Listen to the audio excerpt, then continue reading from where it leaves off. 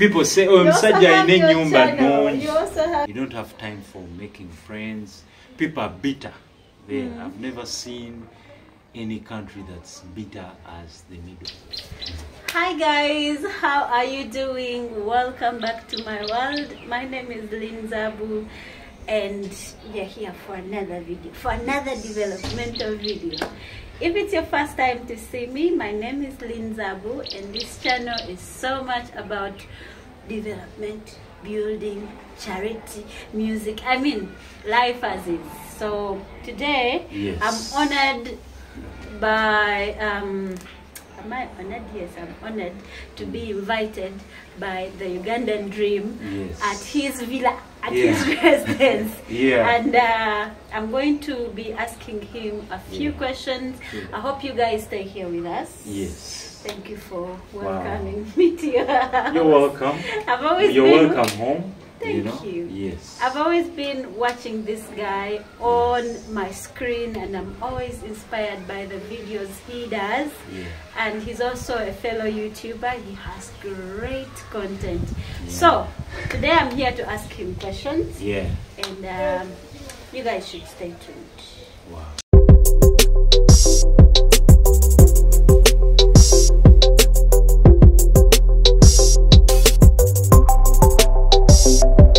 How are you, Mr. I'm fine. How are you, Lynn? Well, I'm happy to be on Lynn's channel. You know, she's very inspiring, very hardworking. You know, we share something in common. We both worked abroad. You know, so I'm honored to be on her channel. So my original names are Kato, Benjamin. Oh, you're even a twin. Yeah, I'm a twin. Where's your other twin? My other twin is around. Yeah, he lives abroad as well. Is he single? Asking for my audience. He's a married man. Oh. What's what? Why? Why? Okay, anyway, what's why? If you watch us anytime, hi. Okay, so we are here because we want you to take us through the journey of being a homeowner in Uganda. Not only in Uganda, in Kampala. How did your journey start? Wow. Acquiring the land specifically. Okay, wow. So my journey started back in 2015. Right. I was working abroad. I went in 2014, early 2014. So the first money I made in the first year, I was living in this area before I went. So I knew this area had a lake view, and I wanted land here. But unfortunately, the land here is not land titled. We are Kabaka land. So what I did, I had my personal assistant available at that time. That was my late mom. So I used to send her money, you know, to buy me this land. I'd already scouted and I knew exactly where I want to buy. So I just sent her the money and she bought that land in my names, on my behalf. So we are seated on a small plot. It's a 50 by 50. Wow. But where this house is. But guys, the house on a 50 by 50 is massive. I'm going to be giving you a room tour immediately after this video. You go and watch the other one because you're going to see how beautiful this house is and a lot more. So after acquiring the land, do you mind telling us how much exactly it was then? Because now I understand it's it's in a prime area. And it's different time. It's very expensive now. But then how much was it? Wow, now it's very unique. This plot, I first bought half of it. Very small plot, because when I used to tell people that I've bought a 50 by 25, you know, that's like from that wall up to this. I bought it 9 million shillings. Wow. 9 million. And this is a prime area, guys, we are talking about, And I did that because of the location, you know, the lake view. We have a forest of Kazi. Yeah. Unfortunately, half of it was cut down. But like last year, if you had come last year, that whole place was green. Full of trees, yes. Full of trees. So after buying the half of it, then after a few months, like after 2 months, I again sent her money. Then she bought the other half. So, so it made it a 50 by 50. Okay, right. So, yeah, that's it. So in total, that's 18 million. That's 18 million. Yes. But if you look at it today, yeah, that is why it is very important for you to be very strategic when you're buying land. Yes. Because if you look at it today, I swear to God, he can easily sell it to you at 100 million shillings. True. Right now, a 50 by 50 in Busabala goes for 70 to 80 million shillings. 70 to 80 million. Yes. 50 by 50. 50 by 50. So you see? So that kind of land is good for rentals right now, because now Busabala is becoming a commercial area. Yes. So it's becoming more of a commercial area. Yeah. So now, if you buy land here, you just, maybe if you buy on the main road, you build shops. If you're buying this way down, rentals, you'll make a killing. Okay. Yeah. So tell us about the whole, like, how did you start building? Because my viewers are very interested in building, especially those who are living in the UK, in the US, and they've been there for ages and ages, and they want to return home. What would the process look like to start building? Okay. So now I did my things in an informal way. Yeah. First of all, I built I sketched my own plan. Right. You know, on a piece of paper, I just got my rulers, my pen, and I knew exactly what kind of house that I want. I drew it down, you know, wrote the measurements. So now what I did, I got someone, there's my friend, unfortunately, he passed on last year. He was a good engineer, so we sat down. He helped me with the measurements. I never took my plan to the council, by the way. But now you have to take the plan to the council. Yeah, you have to take it to the council. Yes.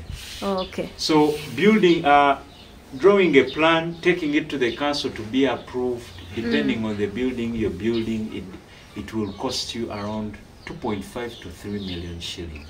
Right. Right now. Yeah. In Uganda. So after drawing my plan, I came back here in 2017. It was in April 9th. I had 25 million shillings cash, you know. Then I went shopping. I did shopping for the whole day.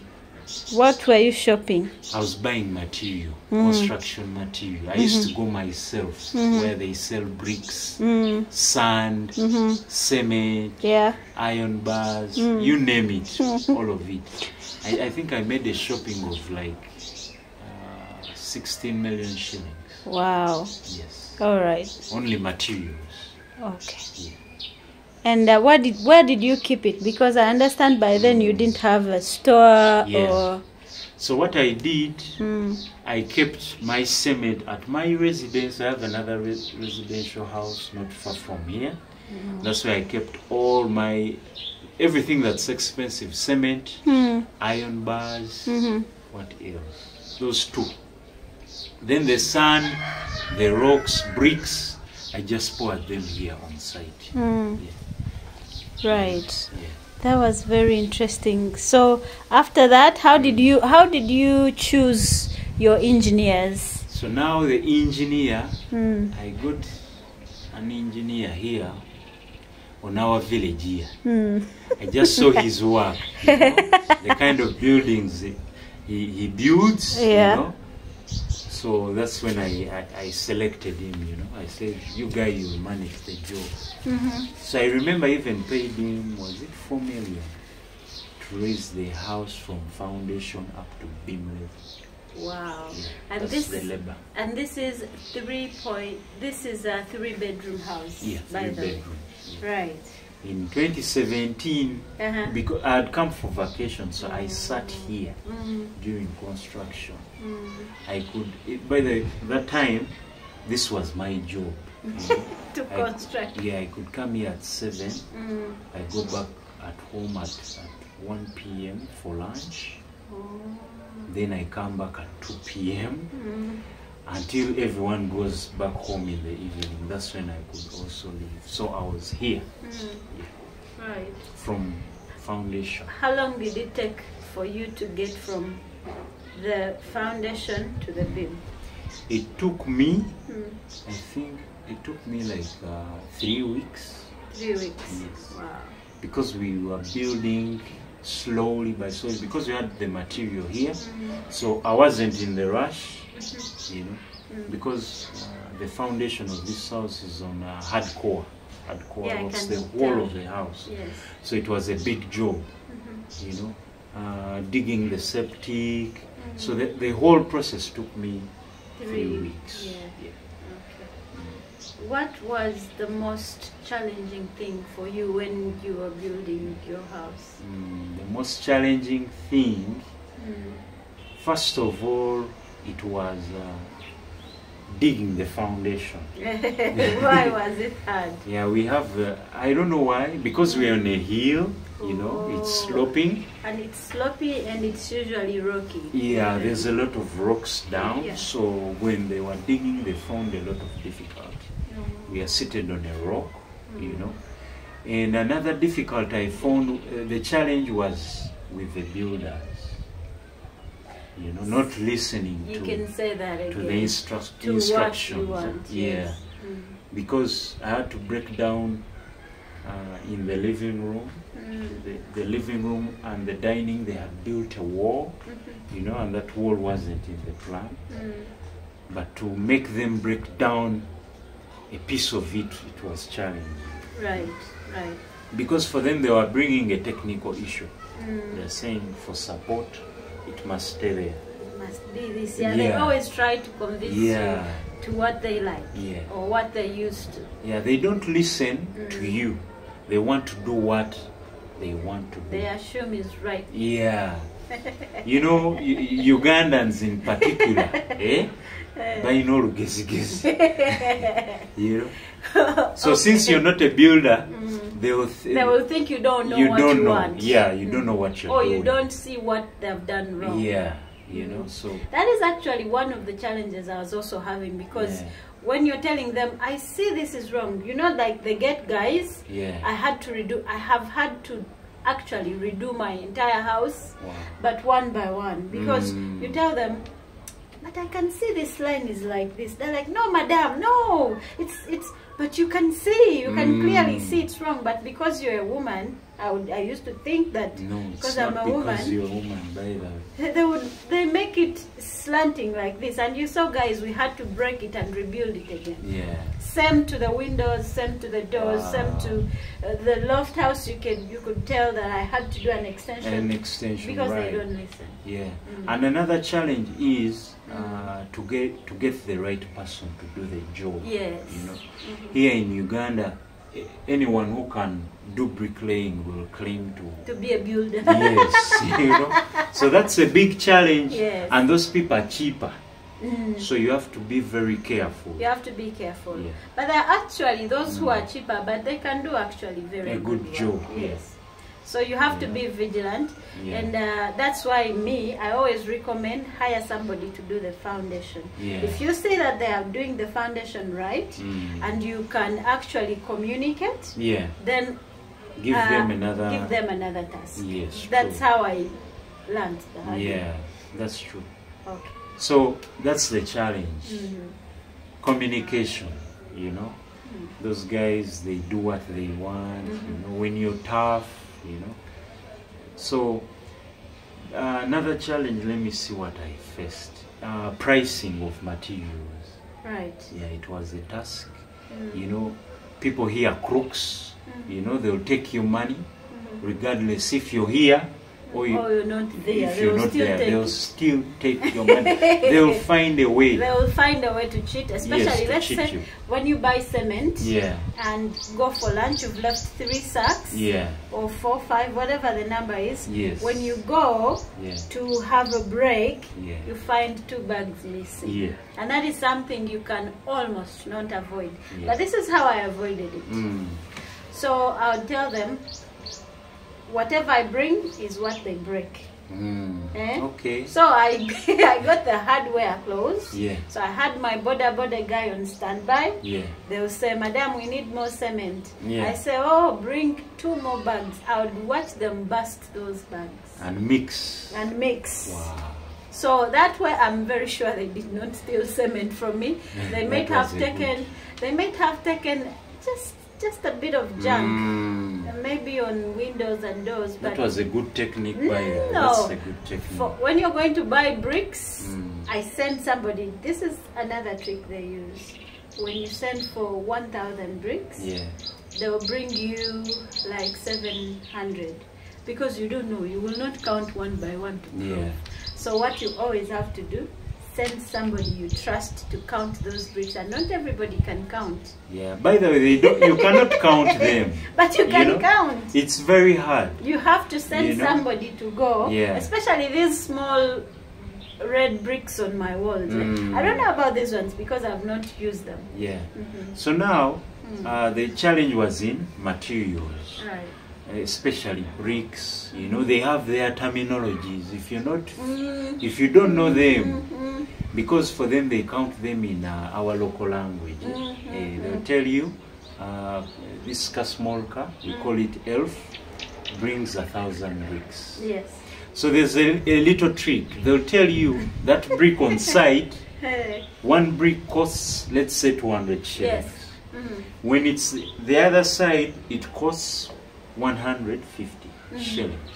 So you must be good in math, So at times these people could, increase money. At times they could say, where we went last time is not where we have bought this one. That's what they always say. These ones are 250 instead of 200. That's what they always say. So that 50 shillings times 1,000, that's the money they will take. So there are a lot of things, terminology, even the sand. The sand? Even sand. Really? Why? There is sand that has a clay, has a lot of clay in it. So that type of sand, the problem it has, it uses a lot of cement. Have you ever seen when they're doing plaster, when the plaster is falling off? That sand has a lot of clay. So that sand is very cheap. So if you go to buy, they'll sell you at a higher price, and you're bringing poor quality sand. You understand? We need a whole topic, a whole day for this kind of things, on how to identify the right sand, the white clay. I mean, wow, that is something to think about. So if you don't know all that, a site that you have to use 100 bags, you end up using 150 bags. Why? Because of the type of sand you bought here. So basically, generally, how is life for you since you relocated back to Uganda? Life is fantastic. Life was hard. I had a year back, I had a sick mom, She had the terminal illness, cancer. Cancer is very psychological. Yes, very psychological. It affects the whole family. But we passed through it. Unfortunately, she did not survive. She succumbed to cancer. But I was there. That's the good thing. That's the comfort that I have. I was there. That you were here. I gave her. I was with her for 7 months. So when she passed, I didn't feel really sad, but I was contented that I've done my part. So as time went on, I went through a depression. I was here seated, and ever since I came back to Uganda, I didn't want to work for anyone. Because first of all, the pay would be low, even the hours, I was from working long shifts, 12 hours for like 8 years. So I was done with that kind of life. Right. So when I came here, I was like, I'm determined I must do something that's mine. If it's a business, it should be owned by me. So that came with a price. I had to see it, you know. I didn't have money. I had depression. You know me, I don't drink, I don't smoke. So I just, you know, went silent, you know. So now what kept me going, it was my beautiful building. So what caused the depression exactly? Because you couldn't get the money? No, my depression was, first of all, losing someone I loved. Second of all, I was fatigued, you know, coming from, you know, in the Middle East, life wasn't easy. Yeah, the bosses, everyone there is bitter. Everyone there is bitter. So in the Middle East, life was not easy. Yeah. What made it hard? The people, the culture there is different. You know, the culture there is more of working, no relationships. You know, you don't have friends. You don't have time for making friends. People are bitter there. I've never seen any country that's bitter as the Middle East. I won't mention the country, but people are always bitter. Very bitter. Yeah. Okay. It reached a point, even the people we used to work with, people used to come with moods at work. So living that stress of 8 years working in such an environment, toxic environment, and you come back here, you have to like go through a cancer, you know, treatment with a patient, and that patient doesn't survive. So definitely you have to go through you have to get depressed, that's for sure. So wow. So I didn't want to work for anyone because realistically it didn't make sense to me. How much were you going to pay me? How long was I going to work for you? And I think that's a problem we all suffer. Like once you come back to Uganda, it's usually difficult to fit in the job market. Very hard. It's hard to fit in the job market unless you're somebody's son, or the government gives you a very. Otherwise, it's usually one of the most challenging things. Because the jobs are scarce, by the way. They're scarce and they're very underpaid. Yeah, underpaid. So then I just sat. I had many ideas of businesses to do, you know, but I was like, I didn't have capital, you know. So now I was following UG Connect. I was following UG Connect the day he started his YouTube channel. Really? Yeah, from his first video. So I was a very big supporter of UG Connect. And I had a channel myself called, it was called the Ugandan Biker. What was that about? So it was, you know, there I was a cook. Then eventually I became a bike delivery guy. Oh, you become a delivery? Yes. So I was riding a motorcycle. So, but why would you leave being a chef or cook? Yeah. What's the difference between a cook and a chef? A cook and a chef is a very big difference. A chef goes to school. You know, these guys have degrees. And a cook you learn on job. Oh, okay. Right. So now, since I was a cook, the money was little.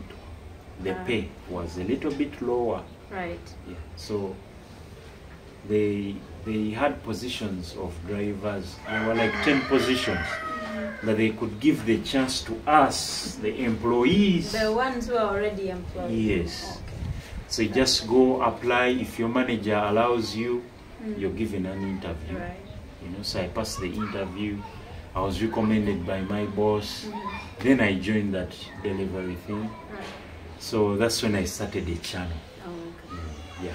So we shall start from there in the second part. But what I would love you to advise somebody who is in the diaspora and they would love to acquire land in Uganda or build in Uganda or, you know, just relocate back to Uganda. Yeah. What do you think they should know? Before? Yeah, before relocating. Now, that's a good question. You know now the biggest problem we have here in Uganda, is poverty. And some of us want to make a statement, you know.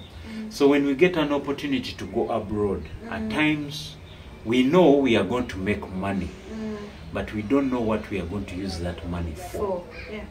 It may be building, but what are you going to build, you know? So my advice to anyone who is abroad is, when you go, know what you're going to use the money for. If it's building, make sure that you're going to build that building and it's get finished. Yeah. Otherwise, in other words, build what you can afford. Yes, build what you can afford. Because if you don't finish that building, you'll be stuck in dogma. You'll be in the middle like this. You won't be using the property. At the same time, your money is gone. You're just there. Right. You know? So most people end up selling their properties because you don't have capital. Now for Uganda, Uganda is a cash-based economy. Yeah, like cash flow. Yes. Everything here moves on cash. On cash. We don't have those things on credit.